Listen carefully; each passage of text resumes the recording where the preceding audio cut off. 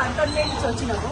మాకు రేవంత్ రెడ్డి 6,000 ఇల్లు ఇస్తానని ఇయ్యలేదు, పట్టాలు ఇస్తానని ఇయ్యలేదు, గ్యాసులు 500 అన్నది ఇయ్యలేదు, 2,500 మహిళలకు అన్నది ఇయ్యలేదు, 4,000 పింఛన్ అన్నది ఇయ్యలేదు. ఇవన్నీ ఏమీ ఇయ్యలేదు. మేము మోసపోయినాం. ఇక్కడ ఓట్లు అవుతున్నాయంట.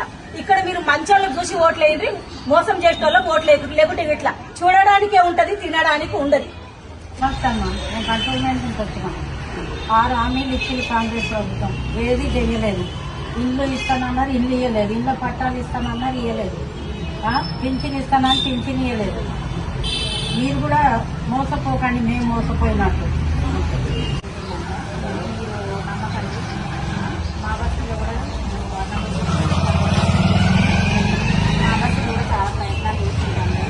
మాకు అన్ని హామీలు ఇస్తుంది, ఇల్లు ఇస్తామన్నారు, కరెంట్ ఫ్రీ అన్నారు, 6,000 ఇల్లు ఇస్తా అన్నారు, ఇవ్వలేదు. ఇక్కడ కూడా అట్లనే ఇస్తాను అంటుందంట. మీరు కూడా మోసపోకండి, మేము మోసపోయినట్టు మీరు కూడా మోసపోకండి.